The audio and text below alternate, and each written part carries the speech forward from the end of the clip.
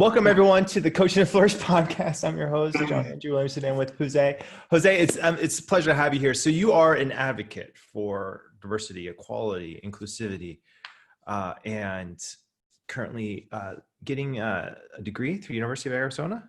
Yeah. Currently, I was telling Ashley, who was before me, that I just finished my first class yesterday and finished my first huge paper, pursuing my doctorate in educational leadership. So yeah. Nice, congrats! Yeah, that's a big deal. And you also, I hear you're a fiance, which is this like recently a fiance, or is this congrats, right? Thank I you. don't know what you Thank say you. to people, right? Yeah, it's been huge. Recently got engaged about a month ago, so it's been huge, and a big milestone in our journey. So something to celebrate for sure. Nice. And how have you noticed? Well, I'm just going to can I just dive in? Is Yeah, that just please. go for it? So, Yeah. okay. So before we get to all the nitty gritty of all of this, what in your work with students? So let's start with your professional work, and then let's go into personal, and then let's see where it goes. What's the vision you see for yourself in your professional work? In other words, like, where do you want to be 2 years from now? Yeah. That's an excellent question. And I remember when I was going through the training, when we had to do that elevator exercise, right? And I, where I see myself is really intersecting coaching, education, and equity, diversity, and inclusion all together, and really helping to move forward some of these inequities within the education structure and system. So I think I see myself doing that, and in certain capacities. By all means, I would love to continue to continue to grow my business and consulting as I'm doing. So and I also see myself working within a university structure from a administration point of view, or a professor. So yeah. That's great. And it's incredibly needed. I feel like the biggest challenge of society faces right now is one of education. Where do you see, like, what trends are you currently seeing in education? Yeah. Well, I think first, to begin, I think I have to acknowledge where we're at right now, global pandemic, and the effects that it's had across our communities, and especially those from marginalized communities, and that have been deeply affected and impacted through this pandemic. And education has been part of that, right? As we have transitioned to many of these schools, universities, to a virtual setting. So it's been hard. And I think that's one thing that I think a big trend is, what does the future of education look like as we continue to this pandemic has affected and disrupted what education looks like. And I think that's a lot of conversations that are happening across the country, around the table, and really trying to figure out what is this education going to look like, because it's definitely the virtual distance learning has presented an opportunity, but at the same time, not everyone has access to high-speed internet or laptop. So I think it's really presenting an opportunity, but at the same time, again, some gaps within that. Yeah, there are some major. I think the effects of this, the effects of the pandemic, are not equally shared, depending on like where people are coming from, and I think inequity gap is only growing, unfortunately, when I think technology has an awesome opportunity to close that gap. It's just not happening. How do you see, or what have you taken or learned from the 1.0 that you would like to see integrated into education? That's a great question. I've learned so much through that training, and it's been a tool that I have been able to integrate with the work that I do with students within our faculty and administration. And I think one of the biggest things is really kind of, I think what I would love to see is kind of how do we put the learning and co-create the learning environment, kind of like how we co-create with coaching, and we put it on the client to kind of feel part of the process of education. And I think education in itself really hasn't, the format of education hasn't changed at all. If you look at it, it's very one way. So I think that idea of kind of what coaching does and how it involves the client, the student, whoever you're talking to on the other end, and that's through asking those questions, right? Creating that level 2 listening skills, and really, I think those are the little things that I try to do when we talk about equity, diversity, and inclusion within my own college and when work. Right. Yeah, I've done a lot of work at high schools, mostly high schools, where, Title I schools, where more than 50% of the students are on free or reduced lunch. And in this work, I find that students are so hesitant to trust adults, even adults who are, I did a lot of work with Elevate Oregon, which they had a program within the school where, they had advisors, and we trained all of their advisors to be like life coaches and what they're experiencing. How do you find, or what's, I mean, I guess I found students initially so resistant to life coaching, but once they found out, like once they got it, like understood, oh, they're not judging me, like I can do whatever I want, they love it. What's been your experience with that, with students when they first hear about coaching to when they really start to get into it? That's funny. Definitely, I think I've had the same experience. Even for my end, when I heard of coaching, I was like little, like, oh, what is it about? And you really you question it. But I think once you involve, and I've been able to involve the students within the process and kind of educate them on kind of how it's a journey and kind of trust the process. That's when there really is buy-in from the student perspective. But there's definitely been students who are very reserved and doubtful of the coaching, and really sometimes they believe that they have it's very limited. But sometimes those students are actually the ones that gain the biggest. Make the most out of it, and I think they become open-minded to They go the other way. They overshare. Like, well, this is a safe space. Let me just get it all out. You're like, wow, that's a lot that you're holding on to a lot right now. Yeah, I mean, it's incredible, really, seeing how much these students really, some of them, what they have to deal with is so, like, the challenges are incredible. Like, really, really, truly. Wow.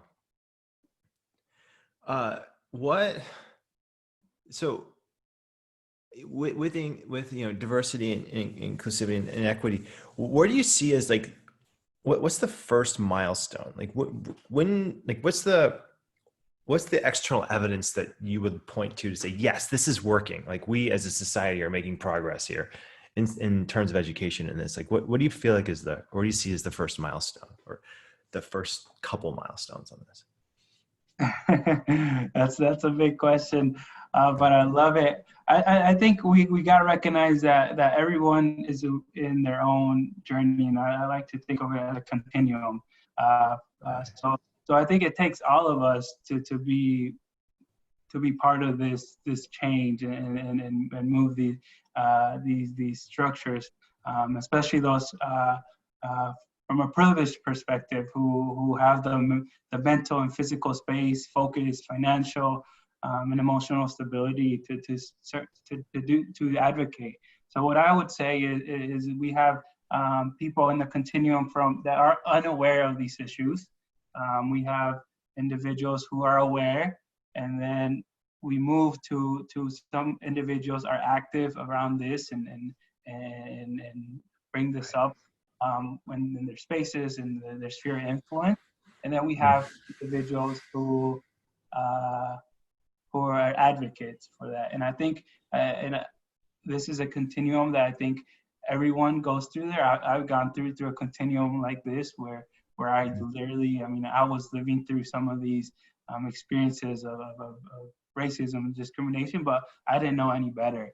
And I've been able to experience some of these transitions. And I hope that as a society, as we move to more community-based, that we're able to keep each other accountable through that continuum so we can all advocate for certain marginalized identities and advocate in whatever sphere of influence that we have. So I think that's kind of, I think, where systemic change can happen is with all of us, because I think the whole idea of one person, of one leader representing a very diverse population, I think we have to move away from it, and we have to move towards a more efforts of everyone is involved in this change for systemic change to happen. Right. Yeah, I mean, being a white person and then marrying a brown person, I've often thought it would be, I think it would be hard for a white person to understand or see the almost daily, weekly, monthly. I mean, the way I would describe it to my fellow white people, like, wake up, please. It's not I think it's hard to fathom. Sometimes it feels like a daily drip of small things, and then every once in a while there's a big thing, and it's like, whoa. What message would you, or what would you want white people to understand or know if you're given a platform, and given this platform, what would you want them to know about racism, equality, and being anti-racist? Yeah. I think well, the message that I would like to give and when I speak to individuals around this topic is really start within your own self, right? And I think do that self work, and I think that's why coaching is so huge for that allows individuals to process, to bring out certain things that they've never questioned or talked about, and through that safe space and brave space. So I think I would encourage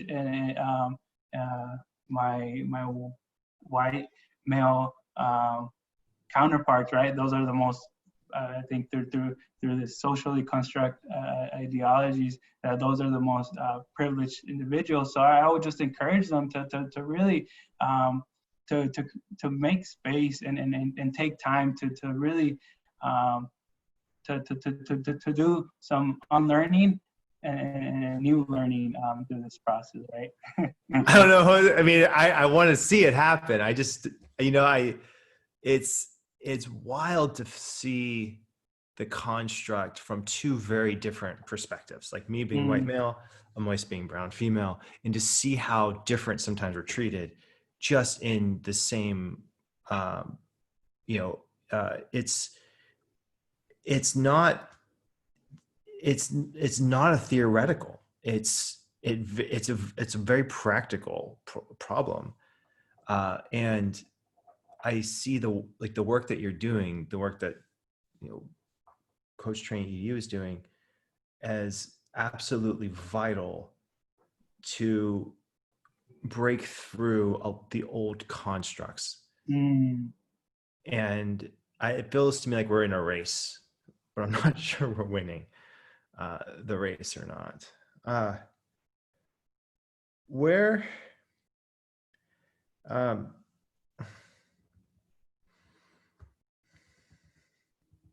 I mean, part of me was like, where do we see this going? Like, where are we going? Like, where do you see us as a society going in this? But I want to sharpen it a little bit more because that's such a big question.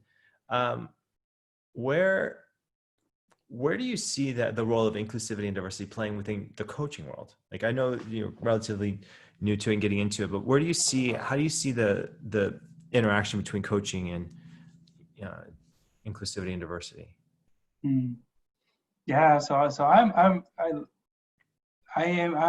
new to coaching, right?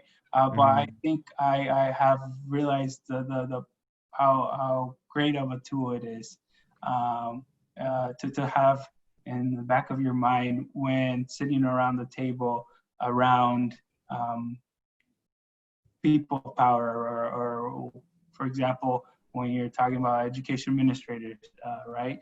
I think this is from my perspective and how I use coaching is really being able to help those executives or the CEOs, those individuals who do have the opportunity to be part of this systemic change, and being able to help them create, be aware on how do you create an inclusive environment, workplace. How do you create access and access to all?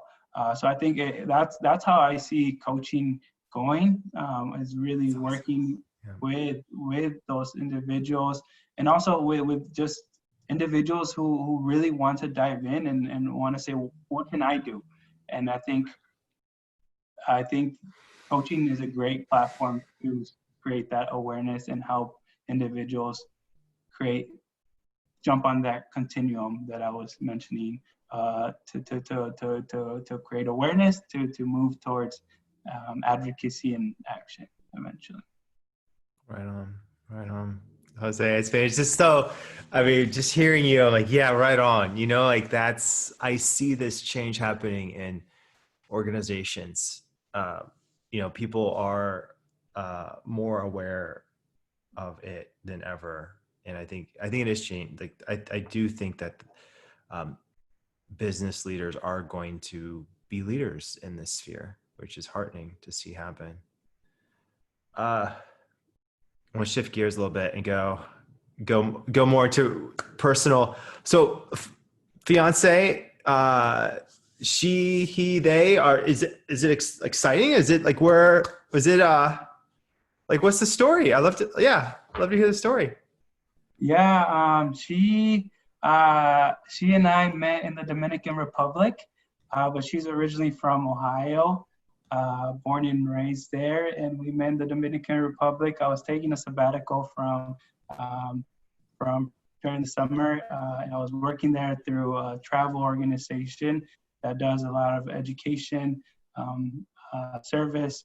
And she was there as a program leader. I was there. No, she was there as a program manager. I was a program leader, and yeah, we just were able to connect, and really that's where our journey began. And we've been traveling around the world, and we decided to take things serious, go take it to a different level, and she moved to Kansas, where I was before Tucson, and yeah, it's been great.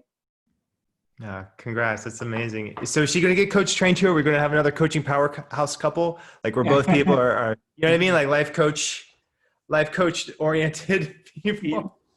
she's seen me go through the process, and Right. and she's seen what I can do. A lot of my practice sometimes goes I do with her, and she's like, no, like I do it so often, and she's like, she's definitely been interested in it, and something that she's actually talked about, but right now I think she has her plate full. She just started working in communities, starting up a co-working space and community manager. So she's devoting all her time into those efforts. Yeah, that's really cool. I often thought about putting together a survival guide for those, the partners of people going through life coach training. Yeah. Because there are some key things that people should know, if your partner is going through a training. What would be on your short list for all the people who are partners of people going through the program? What do you think they should know about? I think one thing that when I was going through the program and even afterwards, like I always had my coaching hat on and always asking her questions. Like she would ask for for thoughts, or like she wanted to process certain things, and she really actually wanted my input, but I would answer with questions and help her, and she would get frustrated. So I think it is being able to recognize when to take that coaching hat off and also give your partner actual that input that they're seeking. Right. Like, okay, take the coaching hat off. Yeah, Moisa, we have, because we're both trained coaches, we have a very sophisticated, jargony kind of, designed alliance language. So we have like a lot of code words of, all right, just tell me, no coaching, just be human, be enough coaching. Oh, that's awesome.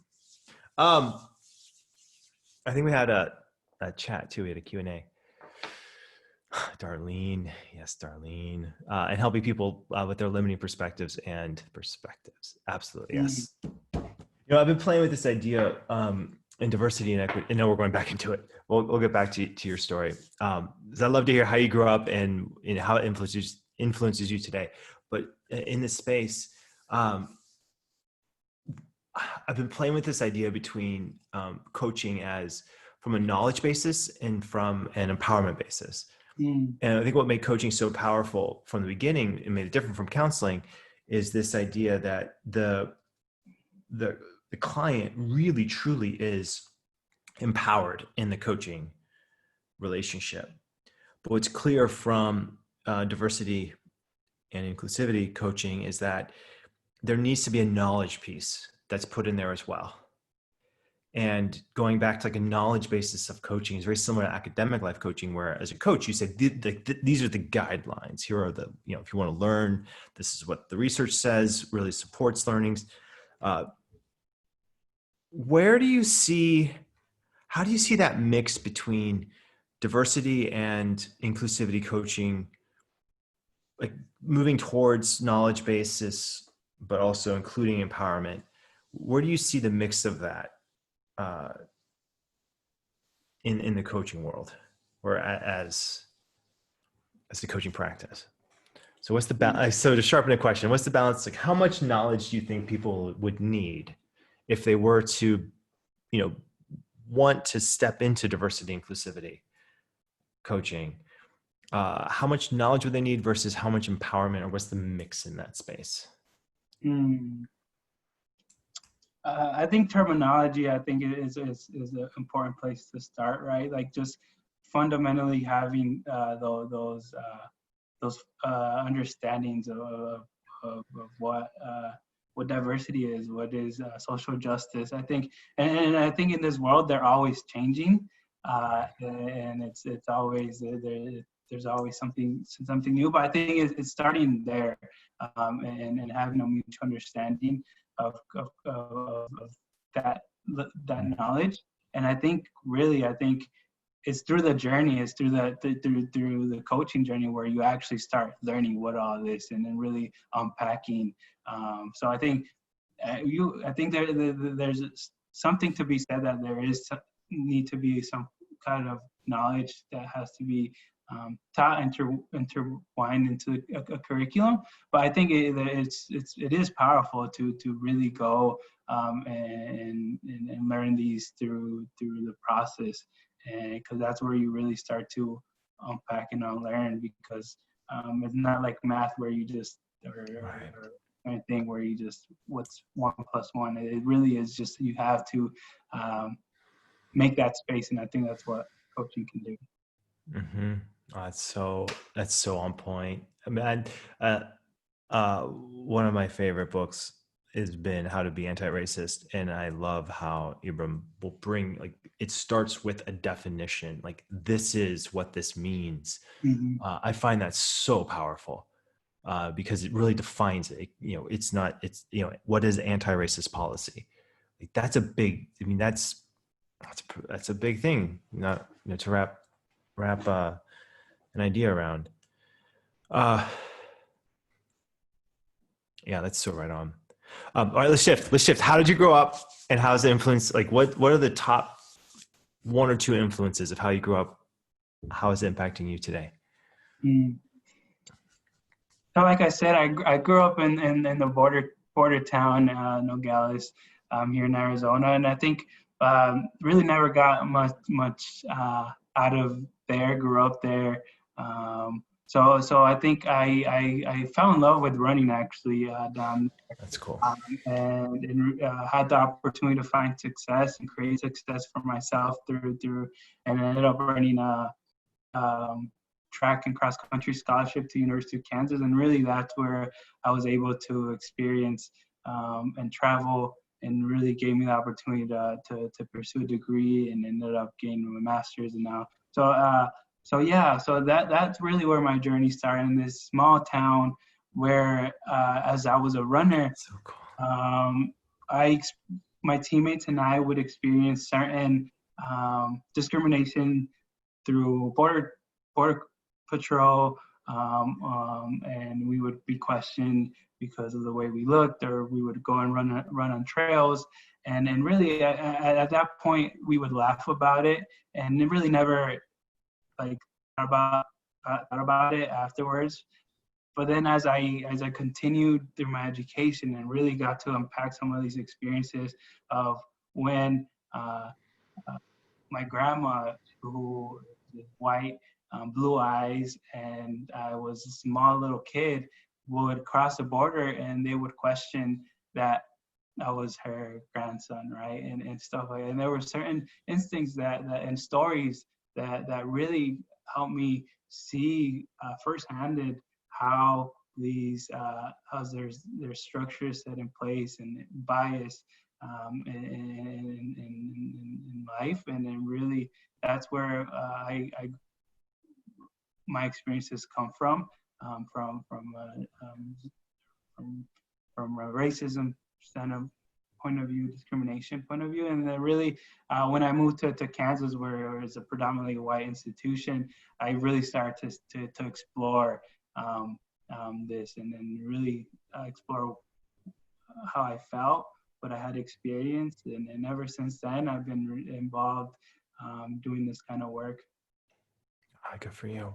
So you ran. What was your event, and what kind of times you throw down? I was I was a distance runner. I did anything between the 800 to the 10K. So I some of my times for a 5K, 14:35, That's pretty cool. mile 14:12, 4:12. 10K, I have to go look. I don't remember. I ran it a few times. Not that. That's fast. Is it 4:12? Was that 4:10? That's insane. Matt is also, he's trying, on the leadership team. Matt, he's trying to get into the Olympics for Yeah. running a marathon or mile or something. He throws down some pretty good. Yeah, so I was able to connect with Matt, and Yeah. as I was going through the process of which program I wanted to jump in, and I was shopping around into programs and seeing, I was able to connect with Matt, and I mean, we had this mutual, this mutual experiences that through running, and we actually knew some of the same individuals through the running community. So it was really cool, and it really That's cool. was able yeah, one of the things that I think got me to go with coaching training ADU.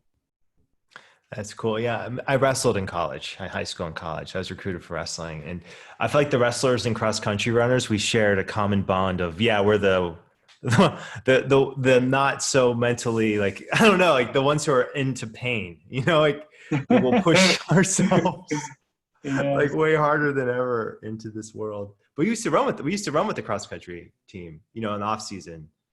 Oh, really? Yeah, they were off instead of us. But yeah, we used to try to just to keep it fresh, do something different with different teams. And Amoyce ran track too. So she was recruited we met at Brown. And so, yeah, she ran the 400. She was, Oh, she was into it, deep into it. She was more, I wrestled at Brown too, but she was more into her sport than I was into wrestling. I love wrestling though. It was good to me. I was good to it. And then Moise's dad, Sergio Gonzalez, he wrestled on the American Olympic team. He was in the 72 Olympics. wow. Yeah, so that's somewhat what we met. So we met in college. I was the host of a recruit so I was a sophomore. The recruit was coming in, and the recruit was someone that her dad had worked with. And so that's how we kind of met, because the recruit's dad knew Amoyce. And so we had this like chaperone dinner. But yeah, we met through sport, through all of this. No, I really enjoy the platform that sports provides. I think it's Right. another great tool to that I think can be used within. And I think that's where when I first thought about coaching, I thought about we were coached, right? And I think that was a lot of individuals thought, oh, you would be a good coach, but I knew I wanted to do something more than just coach sports. And as I learned this coaching world of really being able to help and empower individuals and clients to become the best version of themselves, I was like, yeah, like that's the coaching I want to do. And yeah. Yeah, I feel like it's amazing how much even today on my side we draw on like what we learned as athletes. Like there aren't many places that in the education world where you push yourself so hard, like harder, not because like, okay, you get the A, then you stop. But in the sporting world, there's no stop. There's no, obviously there has to be, but you run out of juice. But you run out of juice. You know what I mean? It's not like there's, you get the A, you're done. It's get the A. All right. What's next? Mm. How has that incorporated? How has that infused in your work, your other areas of your life?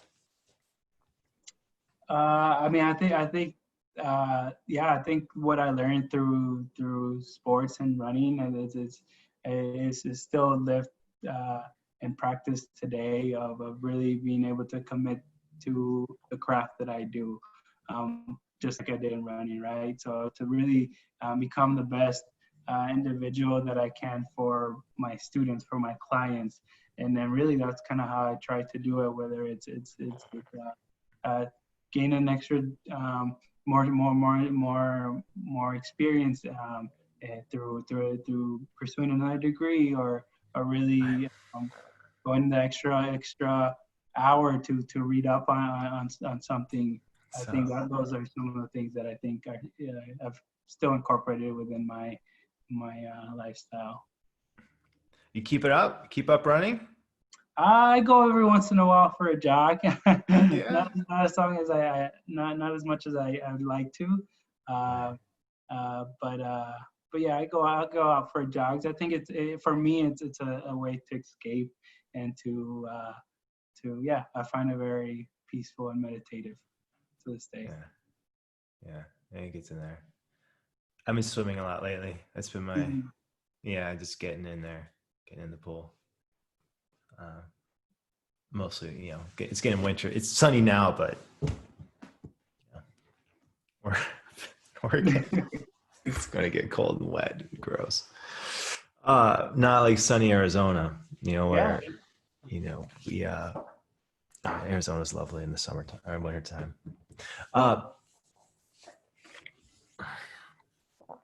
What advice would you give for someone just starting out in coach training? Like knowing where, you're getting into it, what do you think people thinking about coach training or just into it, what would they need to know? Or what would you like them to know?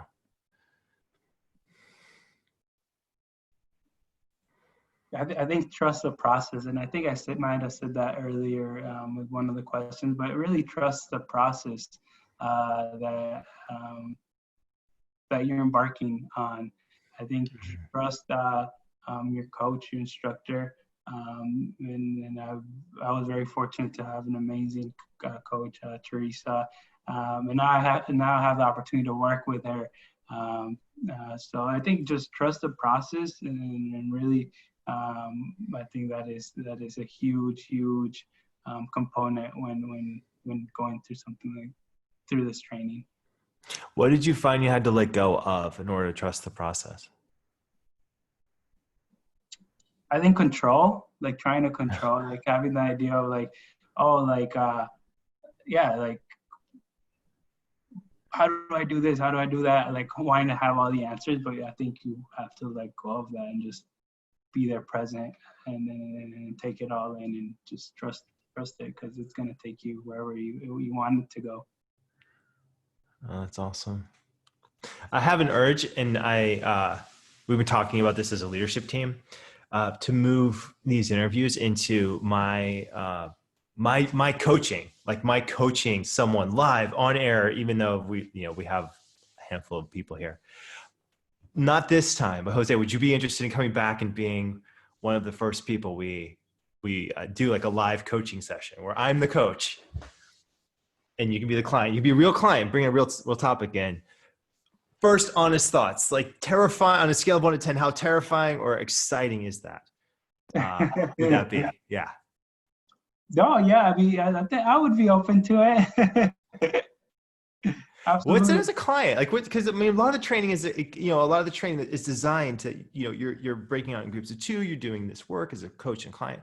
What have you learned about what makes a good coaching client, or what's when do you know as a client, like, yeah, this coaching session is really rocking my world? I think when I have aha moments and I'm like, wow, like this is a big takeaway, and then wow, I needed to hear this from me, and I think that's when I'm like, wow, that was super powerful. That really helped me change perspective or have a paradigm shift in what I was trying to do or accomplish, depending on what I set my agenda for. So I think that's really when I noticed that paradigm shift within myself, and I'm like, wow, like yes, that this is what I need to hear. Like that's when I think it was a really it did what I was supposed to do. I love that. What's been a big aha moment lately for you, either in a coaching session or preparation for one? Yeah, that's a great. So for me, as I look at our social political climate, and trying to do some of this work and advocate, I think it is it can be tiring and it's fatiguing on you, on your soul. So I think I was having a coaching, and one of my things was like, I need to acknowledge that, but also at the same time is be able to, like focus on controlling the controllables and being able to not let those other things have an impact on my day-to-day life. Because as I continue, like I sometimes felt like it was just soul sucking. So I think for me was, wow, like the self-care within this work is so important. And that's been one of the last few coaching calls that I've had. It was, for me, that was super powerful to hear from me, because I needed that so bad. Yeah, and the idea of a community care. It's not. Yeah. It's the idea of grit feels outdated a little bit. It's more about like community resilience. this idea of, it takes a community really of people to recognize and like safe havens, safe places. Mm. Yeah. No, I feel like the work that we're up to, it's time. Like I feel like a lot the resources are here for us as a society to move forward in meaningful ways, and it's way past overdue. Mm. Uh, any last thoughts, Jose? I feel like this is like, just thank you for this. I feel like this is a really generous interview with sharing your experiences. I think that it's sometimes with these, like doing this work, it can, my sense, it does, I mean, at times it does feel overwhelming. But having a community like this and just being able to talk and process out loud is so, can be healing, in its own way. Mm. Well, what's been your biggest takeaway in the last 40 some minutes we spent together in this conversation? So I first thank you for having me be part of this series, and that is something that I appreciate. And I think my biggest takeaway from here is really is how much hope we can have, and how much opportunity there still is within coaching. This coaching continues to evolve and really continues to expand, and really I really excited to hear from you, John, who are looking within your own organization and saying, what can we do? How can we incorporate this through our training as we train future coaches? So I think that excites me, and it continues to give me hope. So yeah.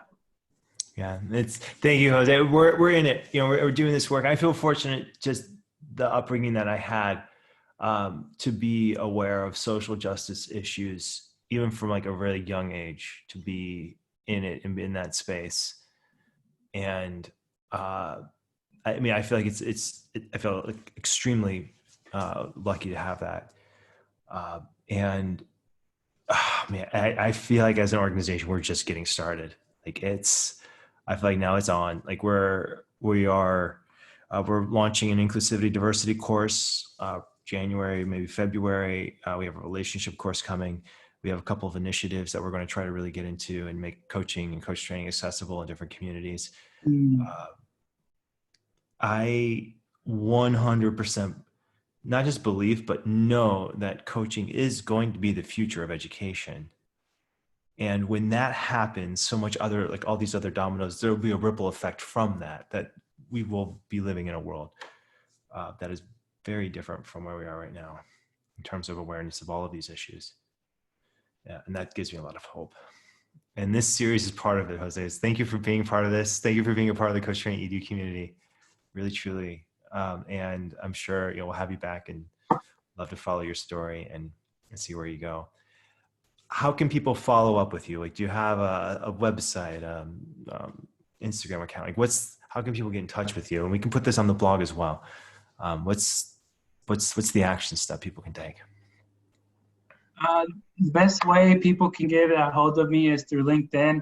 If you just want to look for my name, Jose Luis Munoz Jr., connect with me. I'm more than happy to chat, and I'm there for anybody. So yeah, that's how people can connect. Also via social media, Jose Luis Munoz, on Instagram, on Twitter, on Facebook, there. Excellent. Thanks, Jose. This has been the Coach and Flourish podcast. Thank you for listening. I'll see you next week. And Jose, that was the official end, but I'm into plants. So are you into plants? I know that is definitely a live plant behind you, not a fake one. It is. Are you into them? Do you grow them? Or is this a thing? Yeah. No, we love plants. We have plants all over our household, outside. I specifically love cacti. I have a heart from. I'm from the desert, but we have plants all over our house. So we have a garden as well. So yeah. I'm into it, man. I have orchids. I love orchids. I I see got one right one. behind you. Yeah, this one. Yeah, this one. This is, check this one out. It's good. This is my pride and joy of uh, this beauty. This is her third. So Oh wow! this is flower stem one, right? This is the one where, she came here. Number two, that was second growth. This is third growth, third stem. Wow! And then unfortunately I bumped it and there was another one here that broke. So Oh. It's that was on beautiful me. though. Yeah. And there she is. Aw. Yeah. I'm What's into the it. And then secret? cacti are amazing. You just chop one off and throw it in dirt and it's good. Like, Really? yeah. I didn't Wow. understand how like prolific they were until like just a year or two ago. Like, that you could just chop and put in and it's okay. Do you do the ice cube? The like, how do you want? No, Is that not a thing? I don't know ice cubes. I feel like ice cubes are like, I would not want to be watered with an ice cube. Well, It's just that's so what I've cool. heard. That's a practice that I hear people doing it. But I didn't know if that was an actual thing or not. It is a thing. I don't recommend it. What I do recommend is the squirt bottle. This little guy. This is way nicer. Just give it a couple squirts. But it's mostly about like plants. I mean, this is it's about hydration.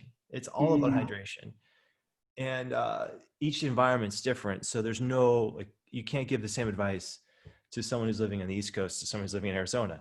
Like you just have to figure out how much water they need. Like then you talk to them, right? It's a lot like, how you doing? Like, are you good? Let me, it's like care and attention, right? It's very similar to coaching. But yeah, no, I feel like the plants to me, I think what they represent is like, I get such deep satisfaction when something flourishes. When you see it, not just survive, but when you know that it's happy, and it's like happy to be in part of this. But it's good to meet another fellow plant person. Yeah. And do you do watching? I see that you have some binoculars right behind you. It's I do, yeah. I mean, so we live in Hood River, which is it's an hour east of Portland, up the Columbia River Gorge, and we're lucky enough to see over Hood River. So yeah, it's pretty. I'll share some photos. It's pretty sick. And then the bald eagles come in the wintertime. So they just came in like 3 or 4 days ago, and then every time that it's just like this, they're huge. And we've done some work with the University of Southern Alaska, and I guess they're just like, they call them like there's all over the place there, so they're just not that big a deal to them. But every time I see one, I'm like, it feels like a spiritual experience. Yeah, they're so glorious. But a lot of osprey around here too. Wow. And turkey vultures are the main birds of prey. In this area. Yeah. I mean, what I love too, and I know we have to end, and I've got a boatload of things to do. I imagine everyone has, life is full right now. But what I genuinely love about coaching and life like this is that there's so much, I feel like so much opens up when people step into curiosity and leave judgment behind. And I feel like plants, it's like, when people say I'm not good at plants, it's like, no, I just want to hug them and say, no, it's okay. Like you can get curious about taking care of the plant. It's not, or like when people start to get into ideas of, racial equality and social justice, I feel like there's this tension, like, oh, am I doing it right? Like there's so much judgment. Like, no, just breathe. It's okay. You can get curious about it. Like you're not, it's not going to like, the plant's not going to come out and bite you. You might get an uncomfortable conversation, but you're not going to get like bitten probably, maybe, but most likely not. Like it's going to be okay to get in there with curiosity. I feel like that's the shift I'm waiting for, where people value curiosity more than judgment. That's good. Is it going to happen? I don't know. So do we water an orchid with an ice cube? No, you don't. You don't want a cold bath. You water it with, warm water with love. That's what I feel like the world needs. That's what plants represent. Well, Jose, really, truly, it's been a pleasure. We'll have you back. We'll do a coaching session. I would love to be your coach for a session and follow your story. So thank you for this interview, really, truly. And we will be in touch. And all those who are listening, thank you, community. Thank you for those who are live here. Thank you to those who are listening to this podcast in podcast form recorded. This has been Coaching to Flourish. I'm your host, John, and we have the pleasure of listening to Jose. Thanks, everyone.